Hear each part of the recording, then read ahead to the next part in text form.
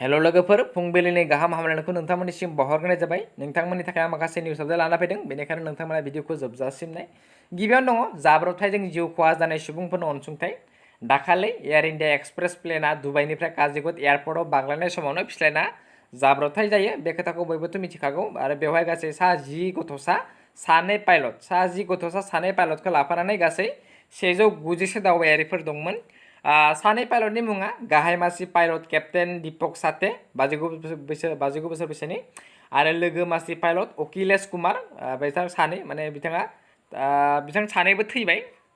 सानै पाइलटबो थैदों बे जाब्रबथायाव।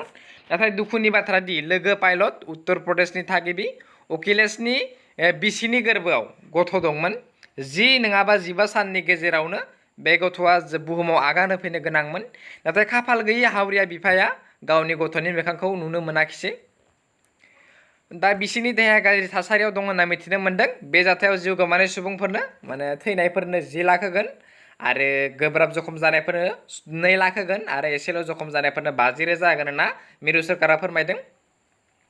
नैथियाव दङ पाकिस्तान जिन्दाबाद पस्ट होनायनि एफआइआर। तेजपुरनि असिकुर रेहमान मुंनि सासे सुबुङा फेसबुकआव पाकिस्तान जिन्दाबाद होनानै मोनसे फेसबुक पस्ट होदोंमोन आरो बे पस्टखौ नुनानै राम सेनाया बे सुबुंखौ एफआइआर होदों।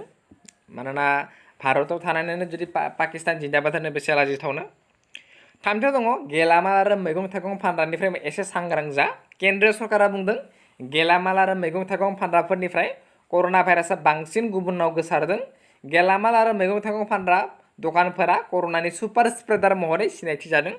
बेनिखायनो बिथांमोनाथ' गोबां मानसि जायोना, मैगं थाइगं फानग्रा दखानफोराव गोबां मानसि हाबो, बेवहायनो सन्देरो। ब्रैथियाव दङ मरिगावआव नकल फैसा मोननाय जादों। 13,40,000 मोननाय जादों सानै सुबुंनिफ्राय। दा सानै सुबुंनि मुङा सिराजुल हक आरो नकुल आमिन। दा बिथां सानैखौ पुलिसा हमबाय।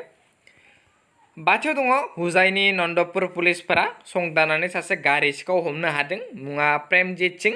बिथाङा 2019 मायथाइयावबो बलेर' पिकआप गारि गंसे खावनानै 1.5 लाखआव डिमा हासाव फानहैदोंमोन आरो बिथाङा गोबां सिखाव खावदोंनो। बिथाङा गोबां सिखाव खावखौ फानबाय बिथाङा। दथियाव दङ धुबुरीनि निउघाटनि आइरन जलायाव सासे सुबुंखौ बुथारदों। जालाल शेख मुंनि सुबुङा शाहिनुर इस्लाम 34 बोसोर बैसोनि शाहिनुर इस्लामा बे सुबुंखौ लामायावनो शाहिनुर इस्लामनि लामायावनो सुरिजों सुयो। बिथांखौ शाहिनुर इस्लामखौ मेडिकेलाव लांदोंमोन नाथाय थैयो। दा जालाल शेखखौबो पुलिसा थानायाव लाङो। स्निथियाव दङ इउनियन मिनिस्टार कैलाश चौधुरी। नैबे बिथाङा इउनियन मिनिस्टार कैलाश चौधुरी।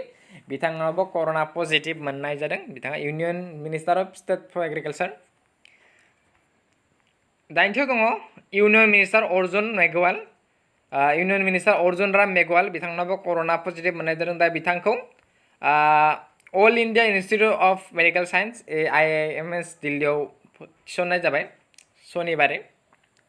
गुथियाव दङ मैया गासै 6 जन कर'ना भाइरासनि थाखाय थैनो गोनां जादों। थ' बिथांमोननि मुङा जादों लेट महन तालुकदार 45 बोसोर बैसोनि आरो लेट अजीजुर रहमान 52 बोसोर बैसोनि, सानैबो नलबारिनिफ्राय।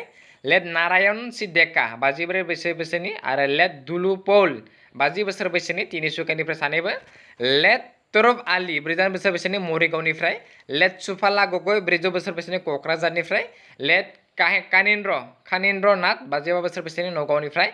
लेट प्रकाश जैन 60 बोसोर बैसोनि डिब्रुगड़निफ्राय। आरो मैया गासै 2,218 गोदान कर'ना पजिटिभ मोननाय जादों आरो बेनिनो मादाव कामरुप मेट्र' 299, काछाराव 165, नगावआव 150, डिब्रुगड़आव 142 आरो मैया गासै हगारना होनाय जादों 1,782 आरो दा जुदि टटेल केसेसखौ नायो जोङो 57,714 आरो डिसचार्जखौ जुदि नायो 40,591 आरो एक्टिभखौ नायोब्ला जोङो 16,980 आरो थैनाया 740सिम बांबाय। थैनाया जोबोद बांगासिनो, माइग्रेन दं 3। जुदि भिडिअखौ मोजां मोनो लाइक कमेन्ट खालामनो जाबाव। दिनैनि भिडिअआ एसेनोसै।